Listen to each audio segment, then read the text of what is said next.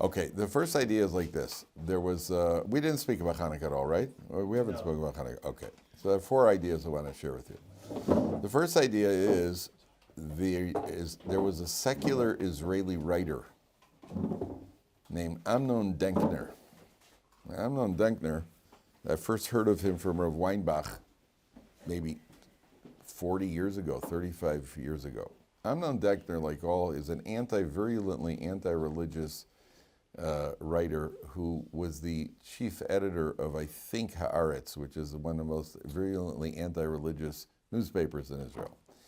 However, like all writers, writers pride themselves on being objective. And for some strange reason, the first time I ever heard of this guy, he wrote a column. The name of the column in Hebrew was was Levadi, which means all alone, by myself. And in this column, Mr. Denkner writes that here he is in Israel. And again, you got to understand the perspective. This is a guy who is as militantly anti-religious as anybody in the country. And he goes and writes this article about his friends have become Baal Tshuvas. So he starts the article by saying that he's all by himself because his friends have either left Israel, been killed in Israel's wars, or have become Baal Tshuvas. That's how he says. And therefore, he's left all by himself. He has no friends. He's got nobody. They're all either gone or worse, farther gone. Right? They're Baal Tshuvas. Right? Right? Hashem Yishmar. Right? So they even have support. There are support groups for parents. You know, there are cities in the world that have support groups for parents of Baal Tshuvas. No way. Yeah, actually. Yeah. So he writes this column, and that's why it's so out of character. He writes that when he looks at the people in Tel Aviv and Dizengoff Square in Tel Aviv, people who are, pursuing all sorts of hedonism and materialism, he sees darkness on their face. And yet when he looks at his friends, the Baalei Tshuvas, as much as he disagrees with their choices and their lifestyle, he sees light in their eyes. That's what he writes. He writes this very positive article about Baalei Tshuvas, which is almost like Hashem opened the mouth of the donkey, by Bilam. There's no logical reason that he should have written a positive article. Okay, that was the first time I'd heard of him. It was Rabbi Weinbach Zatzal spoke about him here in the Beis Medrash many years ago. The next time was going back maybe 10, 15 years ago. He wrote another column. And this was his Hanukkah column. By the way, in Israel newspapers, there was actually in the newspaper, somebody wrote in letters to the editor in one of the Israeli newspapers that there's a very big problem in Hanukkah in Israel, that they're not putting enough jelly in the donuts. Yeah. Right? Somebody actually wrote that in. They're not putting jelly in the donut. That's a major issue. So what do you call it? So he writes this article on Hanukkah, and he's addressing the secular Israeli public. And he says to the secular Israeli public, imagine the war is happening today, right? The Greeks stand for entertainment and licentiousness and lack of self-control and materialism. The Chashmonaim stand for working on yourself, learning Torah, prayer, self-control, restrictions. He says, you, the secular Israeli public, you're lighting menorahs, you're eating sufganiyot, you're celebrating Hanukkah. If the war was taking place today, whose side would you be on? That's what he says to the secular Israeli public. And, I remember when I read the article, the guy showed me a copy of the article. My first thought was, wow, if I was a secular Israeli, I'd have an identity crisis here. Because wow, I'm celebrating Hanukkah, but I'm really, would much rather, here I am, I bash the Chashmonaim. I'm definitely against anti-Chashmonai. I'm definitely Greek, right? That was my first thought. My next thought was less pleasant. My next thought was, forget about secular Israelis, what about myself? Right? How much in my life would the Chashmonaim approve of? And how much would they disapprove of because they say, well, that's kind of Greek, right? Starting with music. Music, sports, entertainment, general behavior. All right, we don't want to be too harsh on ourselves because we have to live like normal human beings. We just have to every individual, the first message of Hanukkah is every individual, there was a war that was fought. There was a cultural battle that was fought thousands of years ago. There's a cultural battle that was fought. And to a certain extent, the person has to say, well, where do I fit in this cultural battle? Each individual has to answer that question for himself. Where do I fit in this cultural battle, number one? My mode of dress, my styles, my values in life, my goals in life. Where does it all fit into the picture here? Number one. Number two, you see, I think I told you that this, I think I did mention, the parallel, Hanukkah and Purim are the two rabbinic holidays. And Hanukkah and Purim are the parallels that I use. They're not perfect parallels, but the parallels that I use are the Holocaust and the Spanish Inquisition. Because the Holocaust is really the parallel of Purim. It was not a battle, it was a battle against Jews. Whereas the Inquisition was a battle against Judaism. Hanukkah, Purim, it was the battle against Jews, annihilation of the Jews, which is why there's a physical celebration, because we were under physical threat of annihilation. Hanukkah was a battle against Judaism, which is why we don't celebrate. There is no, could it be a Jewish holiday where you don't have to eat? There's a custom, there's a minhag that you make a mesiba and you sing in lahalal lahodos. It says in halacha that you make a mesiba and lahalal lahodos. But there's no a festive meal that's a prerequisite to the holiday. And on Purim, you have to have a festive meal. It's a halacha that you have to have a festive meal. Hanukkah, you don't have a festive meal. You can eat some latkes if you want. You can eat some sufganiyot. You can do all these things. And even the sufganiyot, by the way, the sufganiyot are like every minhag, every custom in Judaism. There's a custom. You know what a dreidel is? Yeah. The custom. Did somebody spoke to you about the custom of the dreidel versus the dreidel versus the gragger on Purim? Right, right. So even children's games have a source in some sort of minhag. There's a reason for it. The sufganiyah, somebody once said, is like the hidden miracle comes out. Usually all over your pants. But the hidden miracle comes out. What do you call for what do you call? And I'll tell you what really tickles me. Easy there, Itamar. Easy there, Itamar. What really tickles me about it is you go to these Hanukkah mesibas, people are dressed up in their elegant Shabbos clothes, everything, and they always ends with, for dessert, you get the sufganiyah. Watch people trying to eat a sufganiyah in a dignified manner. It's like like this, and you end up with this cocaine all over your body, and with the jam all over you, dripping around you, that sort of thing. That's whatever it is. I have a minhag. My own personal minhag is I stopped eating them long ago because they're poison. They just mess up the system. But what I do usually once on Hanukkah, I did this when my kids were young. I would buy like 6 of them, cut away the outside, the doughy part, and just give it to my kids. And then I have six bites with jelly in it, So I'm sure I'm getting jelly in every bite, That was the minhag. So what do you call it? So I've only had one so far, and it was a small one, and that was because I buy my grandchildren. But the point is that even a minhag, if we're doing something, there's a reason for the minhag. There's a method to this madness. The point, so Hanukkah represents that spiritual victory, and that's why. A person has to. What's the point of Hanukkah? What do you do on Hanukkah? There's no yontif. Nothing's muktzah. You're allowed to drive. There's no skila.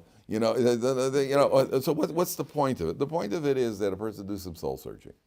You light the menorah. You fulfill the halachas, and then a person has to just ask. It's time to check a little bit. Exactly where am I leaning in this thing? That's idea number one. Idea number two is a fascinating idea. What is the unique feature of Hanukkah that no other Jewish holiday carries? And don't tell me lighting the menorah. I'm not talking about that, because every Jewish holiday has their shofar on Rosh Hashanah and there's matzah on Pesach. I don't mean that. But compared to all the holidays, there's one thing about Hanukkah that stands out as distinctly different than all the other holidays. 8 days. 8 days, Sukkot in America. Sukkot is 8 days in Israel, 9 days in America. What's that? Yes. In other words, Hanukkah is the only holiday that actually crosses over 2 months. Every other holiday is limited to 1 month. Hanukkah is the only one we have Rosh Chodesh. By the way, this year, it's going to Rosh Chodesh comes the first day of Rosh Chodesh is on Shabbos, which means you just say the whole bencher. Right, that whole thing, the whole bencher. You say the whole thing. Ritzei Yalaviyodo Alanisim. If you don't know if you should say it, just say it. Whatever is printed there, just say it. You just say the whole book, right? You just say the whole booklet. That's okay. It's the longest benching of the year. Last year was also Hanukkah, Shabbos, Chodesh. Wow! And then they take out 3 Sefer Torahs in shul. Good times. Right? So, and I know what you're thinking. You're benching or during Shemona Esrei. How come the one for Purim is so short and the one for Hanukkah, is so long, and that's the one we do 8 days? Let's do the short one. I guess Purim, they figure with the state that we're in, we're lucky if we could even do a short one. So they probably had mercy on us, right? Okay. So listen to this. It's a really, really fascinating, enchanting idea. There were 2 miracles that took place on Hanukkah, right? There's the miracle of the war, and there's the miracle of the oil. Now, between me, you, and the wall, which one do we make an issue over? The oil. We light a menorah. Between me, you, and the walls, which one is a more important miracle? I would say so. If there are no Jews, there's not going to be any menorahs being lit. Statistically, they found that's true. If there are no people, there are no menorahs. That is in every survey has indicated that. So yet we make the issue over the menorah. You light the menorah. And by the way, just to correct the misconception, the menorah in the Beis Hamikdash did not have 8 prongs. The menorah in the Beis Hamikdash had 7 prongs. We light 8 days. Each day represents 1 day of that 7-pronged menorah being lit. So that menorah that we light is not the menorah does not symbolize the menorah of the Beis Hamikdash. That's also a Jewish misconception. Each day corresponds to the 7-pronged menorah being lit in the Beis Hamikdash miraculously with the oil. Okay, number 1. Number 2, if I was the one, considering that the war was more significant. If I was enacting the miracle, the commemoration, I would say, well, every night we should set a Greek on fire, right? Go find a Greek, or find some Greek symbol or something and set that on fire. Why are you going? Why are we making the issue out of the oil? Okay, so there are 2 questions. Both need to be answered. We have 2 answers. First of all, let's look at, that there are 12 tribes, and there are 12 months in the year. So there's obviously no coincidence, and even more that there's no coincidence. Some years, how many months do we have? 13, because of a leap year. 7 times in 19 years, 7 times in 19 years, we have leap years, where we have an extra Adar, have an extra month. Remarkably, that means the Jewish year is a 12-13 type of thing. It's either 12 or 13. The Shvatim that we count them is also, it's 12, but Yosef divided into 2, so there's a 12-13 by the Shvatim. So the months and the tribes all correspond to each other. Okay, now, watch this. If you start from the beginning of the year, Nisan, Iyar, Sivan, Tammuz, of Elul, Tishrei, Cheshvan, Kislev is the 9th month, and Teves is the 10th month, right? Okay, let's take a look at the Shvatim. Ruvain, Shimon, Levi, Yehuda, Yisachar, Zvulun, Dan, Naphtali, Gad is the 9th, Asher is the 10th. Now, what does the Torah tell us when Yaakov gave a bracha to the tribe of Gad? What was the bracha he gave Yaakov Avinu in Parshas Vayechi? So it says, Gad Gedud. How'd you like that, guys? Flipped it right open, and I don't have the thing in there. Neis Hanukkah. Gad Gedud Yegudenu. God is a fierce warrior. How does he translate it? Is a recruit, a regiment. Vihu Yagud Okev. Rashi says over here that the tribe of Gad. Where is it? Gad Gedud Yegudenu. Where is it? Here. He says the tribe of Gad, they were fierce warriors.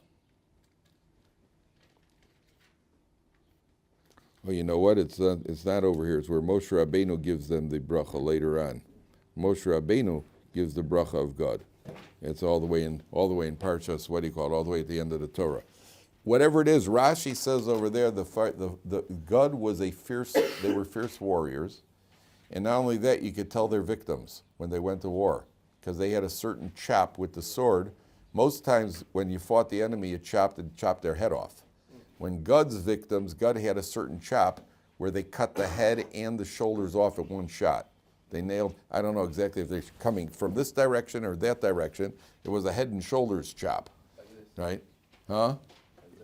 I'm not coming upwards or downward. Yeah, but it was a diagonal apparently. You could tell that, oh, this guy was killed by God. He's missing a whole lot more.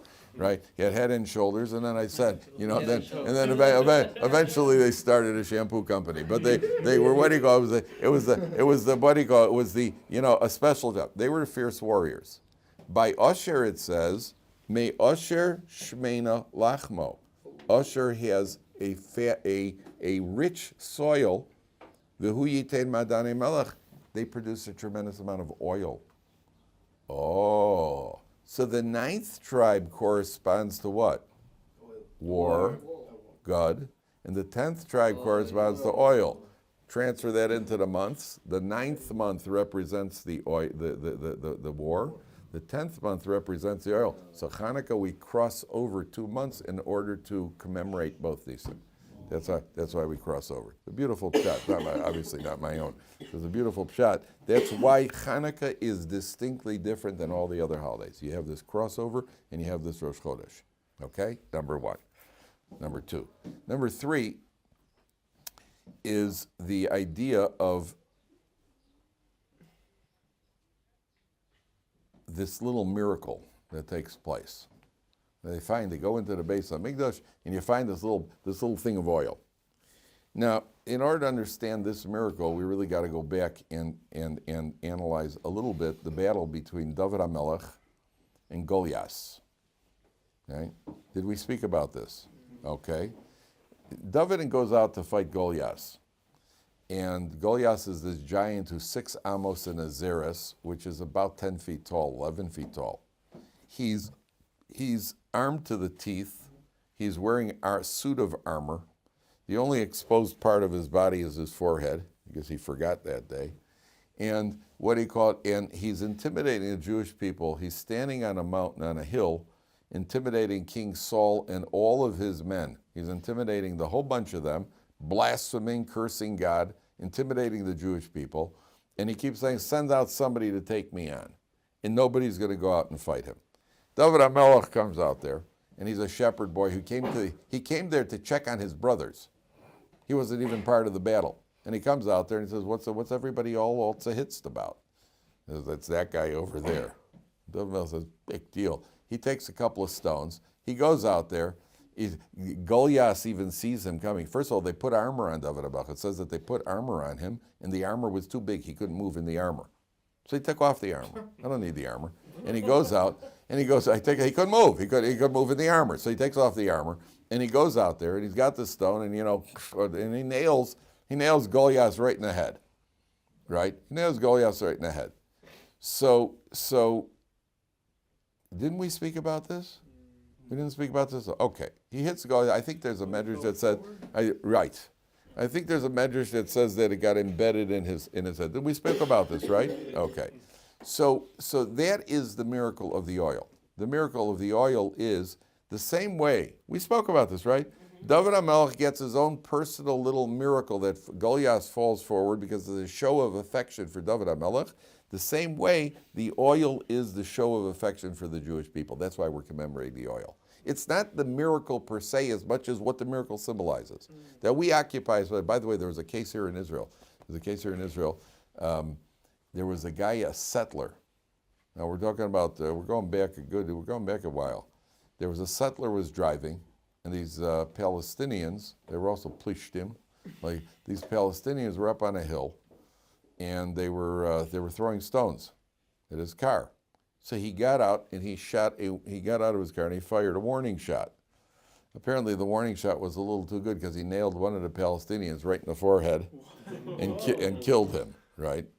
and they arrested him. Now, I read this. This was, and once a week you get a Frum newspaper. The Yated Ne'eman is a free copy once a week, which we get because it's free. And so I'm reading this at breakfast, and I noticed that the guy is arrested because in Israel you can't shoot a gun even if your life is in danger by people trying to stone your car. So they arrest this guy. A week later, I'm in a little drinking. I remember I was drinking my coffee because I started laughing and my coffee spilled. The guy, what do you call it? The guy is, I read a column, there's a little item in the paper. The guy's been released from prison, which is strange that they would release him so fast. Why? Because upon investigation, they found out that it wasn't his bullet that killed this Palestinian. The Palestinian threw the rock at the car, which was speeding along at about 80 kilometers an hour. The rock hit the back tire of the car and shot right back at the guy who threw it and hit him in the forehead. Right, which was the best shot since Dovid and Goliath, right? He got hit by his own rock. You couldn't have done it. You couldn't have done it in a million years with a million throws. You couldn't have hit it at an angle that would cause it to shoot back at you. That was the what do you call it? And it nailed him in there. I remember chuckling because I was in the middle of breakfast. I remember my coffee spilled. I started reading it. You couldn't have done that if you wanted to. You couldn't even thought it. You couldn't even imagined it. You know, the guy threw the rock, and because the car was speeding, so it just shot right back, and that's what killed him. That's why they let the guy go. Right? Pretty cool. In any event, there's one other idea. There's one other idea. We'll do the Parsha. There's one other idea. And that is that a menorah is made up of three components. The menorah is made up of oil, it's made up of a flame, and it's made up of a wick. Now, a flame, wherever we see a flame in Torah, what does a flame represent? The divine presence. Hashem appears in a fire at Har Sinai. Hashem, there's a flame over the Mishkan. Moshe Rabbeinu sees a burning bush. Whatever the Shekhinah is there, there's a flame, right? Okay. Oil represents the Jewish people. There's a Gemara says that the Jewish people are like olives, that the best part of the olive only comes out after you crush it a little bit. And unfortunately, the Jewish people have responded best in history when we've been in trouble. When the Jewish people are prospering, so the pasuk says, "Vayishman Yeshurun Vayivad." Yeshurun, which is the Jewish people, got a little too confident, and we forgot what their purpose in life is. Because we're doing well, we're prospering, and the goal of life is to prosper and not take your focus off of God. But human nature is once we're prospering, we get so caught up in the prosperity, unfortunately. So Jewish people are compared to oil, because the oil comes from the olive after you crush the olive. The olive is pulverized. That brings out the oil, which is the finest part of the olive. Okay. Furthermore, oil rises to the top. When you mix oil with something else, the oil always floats to the top. And the Jewish people always rise to the top. In every society that we've ever been in, the Jews somehow head for the top of the society. Whether it's in a Torah world, whether it's in the legal world, whether it's in the financial world, whether it's in the criminal world, right? Jews always manage to get to the top. When you read a magazine, you read Time magazine, it's like who's who in the Jewish world. Right, it's all about Jews, right? It's not like we're that major a population contribution to the world. Only about 12 million of us or 14 million of us, which is a minor. It's a drop in the bucket. What are we? 0.0001% of the world or something? And it's all about the Jews. It's all about. They had once. They showed here at Ohr Somayach. They were interviewing non-Jews on the streets of Toronto. And they had this interview, a guy's interview, and how many Jews do you think there are in the world? So this guy says this number. One guy says, about 500 million. Yeah, right. So, I think that why? Why does he think that? Well, his doctor is Jewish. His lawyer is Jewish. The guy suing him is probably Jewish.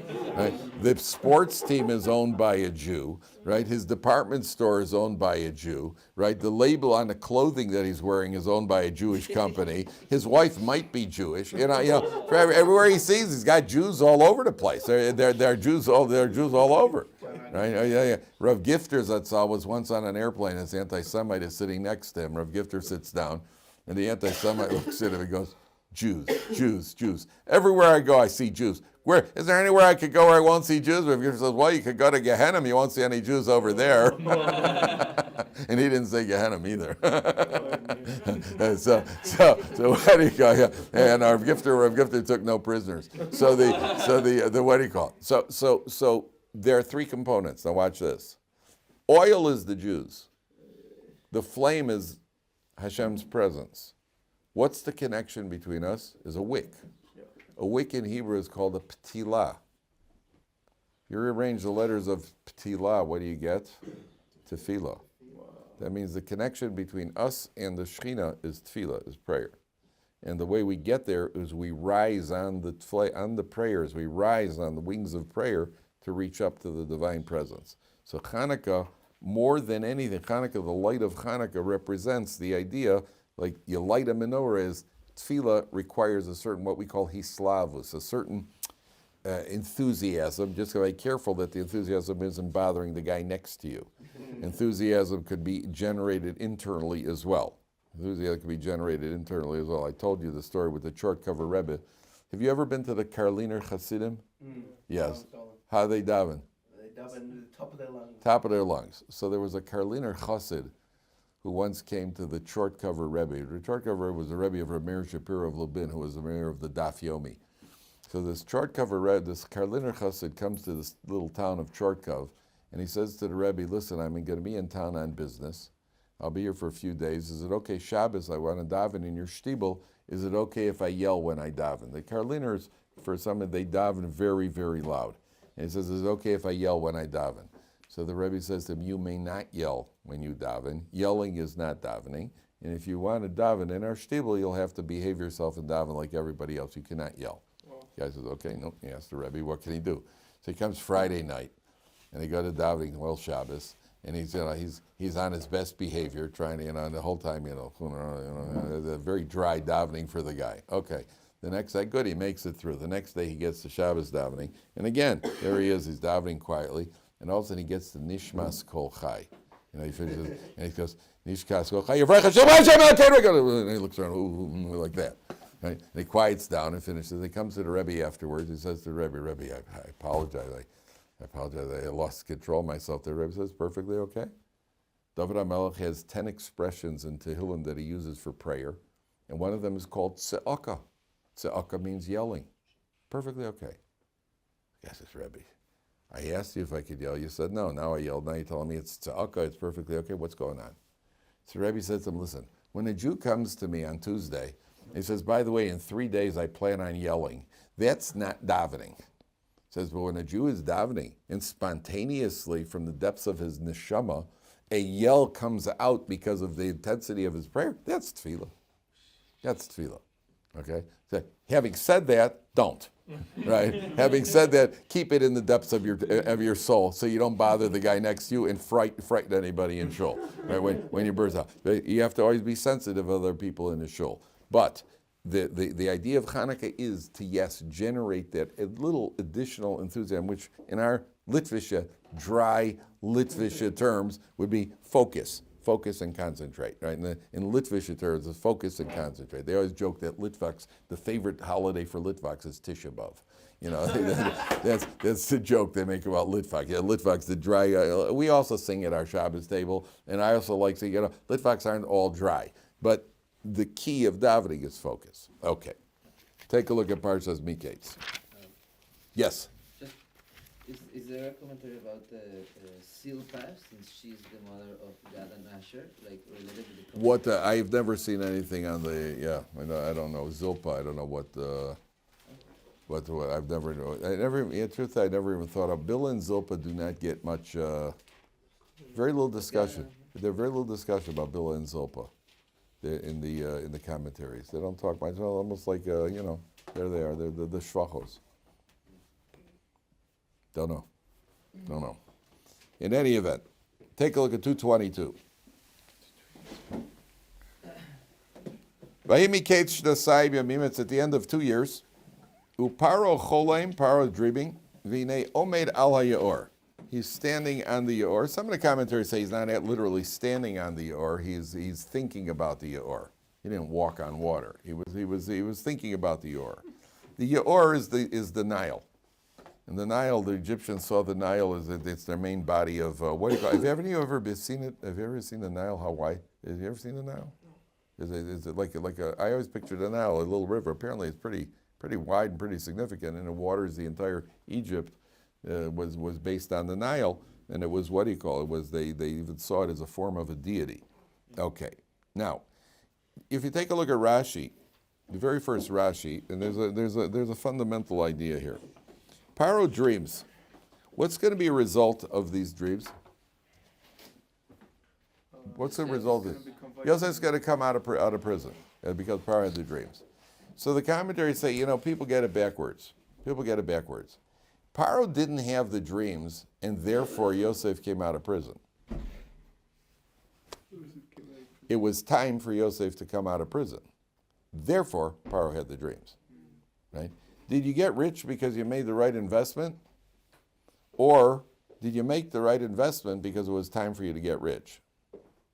HaKadosh Baruch Hu decided this guy's going to get rich. In order to get rich, HaKadosh Baruch Hu put it into his head to make the investment. It's not because you made the investment, and had you not made the investment, you would have gotten rich. The investment is your hishtadlus. But what comes first, the chicken or the investment? Right? The Torah attitude is that HaKadosh Baruch Hu decided there are a lot. By the way, I saw this in a sefer by Rabbi Yechiel Per, who's the Rosh Yeshiva of the Yeshiva of Far Rockaway. Rabbi Yechiel Per said, sometimes people think we read about people who have foolishly lost a lot of money. There are people who have made terrible, people have lost, they have a list of athletes who've lost hundreds of millions of dollars. Millions of dollars people lose. Sometimes you hear about a guy, there's a rich Jew, there's a very rich Jew that in living in a certain country who lost about, he lost about $600 million in two very bad investments. One of them was in the Bank of Iceland. He sunk about $300 million into the Bank of Iceland. The Bank of Iceland went broke. Then he had another investment with a guy in South America in silver mines, and the guy ripped him off. And my attitude is, well, if I had that kind of money, I wouldn't be playing around anymore, right? If I had that kind of money, I would put it in a safe. I would scatter it into some safe, safe investments, and live on the interest like a king. That's the mistake. The mistake is that we think that this guy made bad investments. Where did he get the idea to make the investment? It wasn't his idea. Because Baruch Hu dropped the idea in his head. It's not him making it's at a certain point, Baruch Hu says, okay, it's time for you to make money. So all of a sudden, a guy comes up with a great idea, and wow, nobody else thought of. A guy bet on Leicester. About 5 years ago when Leicester won the English League. And some guy all of a sudden bets on Leicester. Where'd you get that idea from? And anybody in the world would have laughed at you. And the guy just socked all his money into Leicester, right? Because his best friend's name is Lester. So he socked it into Lester, and the guy became a multimillionaire. Whoa, where'd you get the idea from? Where you get the idea comes up because HaKadosh Baruch Hu put the idea in your head. If it wouldn't be that, it'd be something else. So it's not, the cause and effect has to be kept clear. Remember I told you the medrash of a guy who didn't tithe his money properly. There's a guy who didn't tithe his money properly. So he was tithing his money, a very wealthy man, and he didn't tithe his money properly. And one day, he just went crazy, took a club, went down into a blunt object. He went into his wine cellar and started smashing up his own wine by his own wine, what do you call it? So his son came down and saw his father doing it. So the son grabbed the club and also smashed up more bills. So he smashed up and could just damage hundreds of thousands of dollars worth of merchandise. Do you ever see anybody doing that? Do you know anybody who's done that? No, lots of people have done it. Lots of people have done it. Do you ever see everybody work out, what was I thinking when I made that investment? Oh, boy, I can't believe I lost so money on the market. People lose money on the market with bad investments all the time. Well, what put the idea into his head? The same way that God, what's the Medrash telling you? What, some idiot is going to go and start destroying his wine barrels? What's the Medrash telling us? The Medrash is telling us that when it's time for you to, if HaKadosh Baruch Hu decided you didn't give enough tzedakah, I'm taking your money away. How? He could have brought lightning and he could have hit all the wine barrels with lightning. Instead, the guy's gripped by a spirit of folly, goes in there and smashes up the barrels. Well, people make bad investments all the time. People, what do you call it? People make mistakes all the time. Well, where did they get the idea originally to lose the money? We think that we had the idea, and therefore the mistake. No, the idea was put into our head. That's why a person says, if I was that rich, I would do this. That's what you're saying. No. You don't know what would happen because a lot depends what HaKadosh drops in your head when a person becomes rich. It should happen to us soon. Right? Then, we should become rich soon, and then only have good ideas by giving away a lot of money.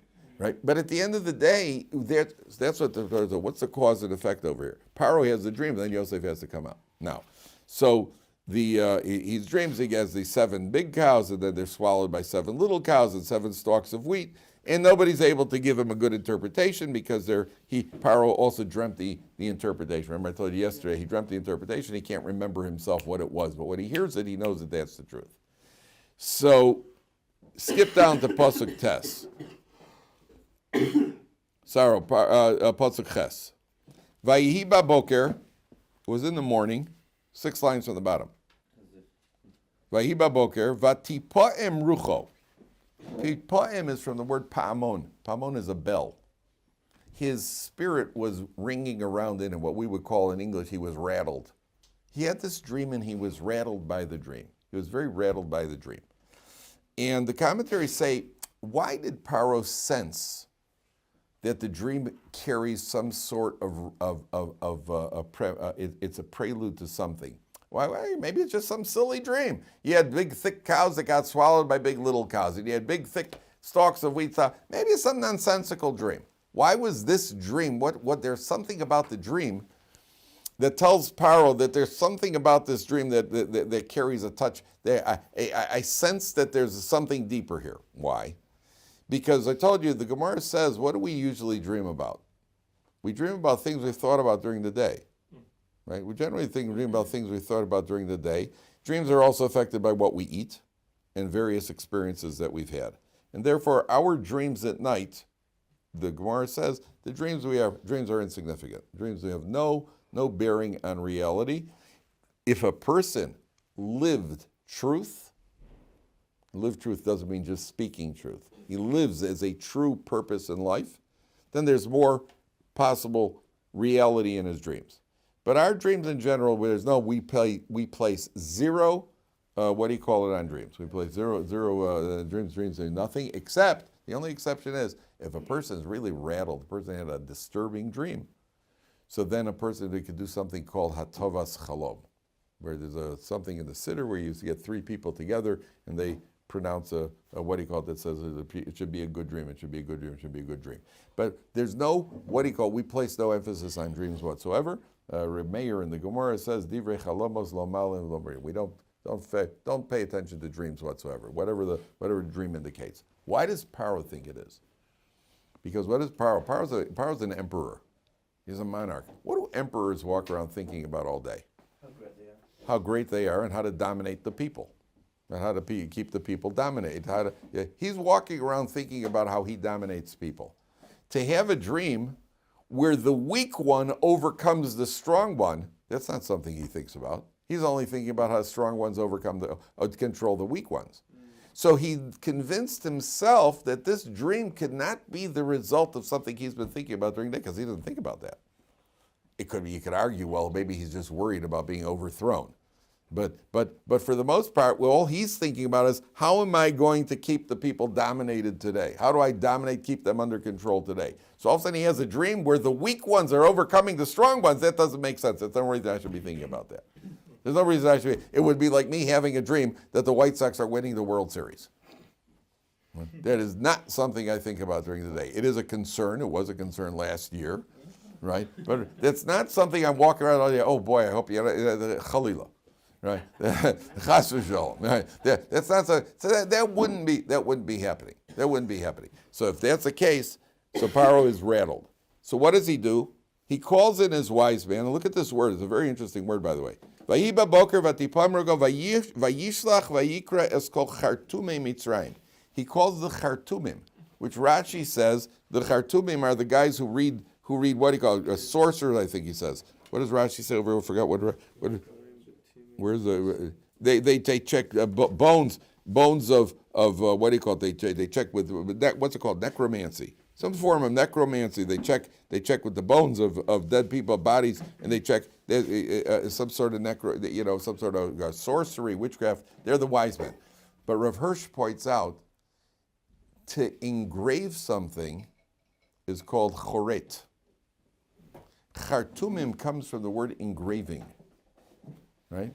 Didn't the Egyptians do a lot of engraving? Well, what's it called? The hieroglyphics, all those, people. They always look like this. Something, there's always something like that with a dog with the head of a snake or something, that sort of thing. And it's all the engravings and they were the wise men. They were the wise men. So these are the Chartumim of Mitzrayim. He calls them in. They try to interpret for him. It doesn't work. So then comes the butler. The butler did it, right? That was all that. The butler, right? 3 lines from the bottom. Vayidaber Saramashkim es paro lemor. The Saramashkim speaks of him. This guy's got a dilemma. He's got a serious dilemma. He's in a lose-lose situation. Es chatoy ani mazkirim. I mentioned my misdeeds today. I have a couple of misdeeds. Paro cuts off alavodav. You got angry at your servants. Vayiten osi v'mishra beisar atabachim. You put me in prison. Osi v'sarov, me and the baker. You put us both in prison. Now, he's got a bit of a dilemma. Paro's not in a good mood. The emperor is not in a good mood. And you're going to come to the emperor and you're going to say to the emperor, oh, listen, well, I got to mention my misdeeds. I forgot to tell you about this kid who interprets dreams. And they could go into it. They could easily go in the wrong direction. Right? They could easily go in the wrong direction. But he's got a problem over here. Because on the other hand, if he doesn't tell about him, he figures, look, anybody who interprets this dream is going to get rewarded. That's for sure. Anybody who gets power out of this dilemma is going to get rewarded. Now, what's going to happen? Somebody's going to figure out that kid over there can interpret dreams. If I don't mention it, somebody else will. And then this kid's going to come out. I know he's good. I know the kid's good because he interpreted my dream. Now, he's going to hit a bullseye on this one, and I know he's going to get a promotion. Then he's going to come looking for me for not having mentioned him. So he's got the lesser of two. Well, what do I do over here? Well, what am I supposed to do over here? So Parshas says, I figure I'll take the chance. So he goes, yeah, we were in prison. V'nachal malchalo b'layla chani v'hu ish kifitzu chalba v'sham itanu, 224 second line. V'sham itanu na'ar, young boy, never really, he's a nar. Ivri, he's a Hebrew. They're not into witchcraft. So obviously it must be legit. Eved l'sarat tabachim is a slave. He's never had a chance to study these things. V'nesaper lo, we told him, vayiftor es chalamosenu ishka chalamoposar. And he told him, yeah, you reinstated me and you executed him exactly as the kid said. So what does Paro do? Look how desperate he is. One guy said one thing about a teenager in prison. There's some teenager, well, now he's not a teenager. Now he's 30 years old. He's been in prison another 12 years. So he's 30 years old now. Vayishalach Paro vayikras Yosef eritzu min abor. They hurry Yosef out of the pit. Paro's calling. And look at Yosef. Now look at Yosef, that same point. What would you feel if you were Yosef right now? And they said, okay, time to go. Paro wants to speak to you. Paro's got a problem. What would you do? You go running, right? He shaves. He insists on changing his clothing. Everybody else is in a rush.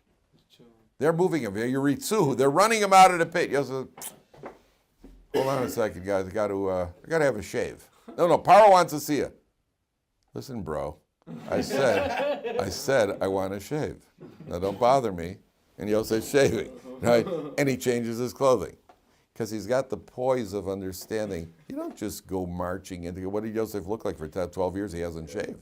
Right? 12 years he hasn't shaved. They hurry. Now there's a deeper idea. We have to stop. There's a deeper idea here. When it's time to go out, they hurry out of the pit. It was time for Yosef to leave.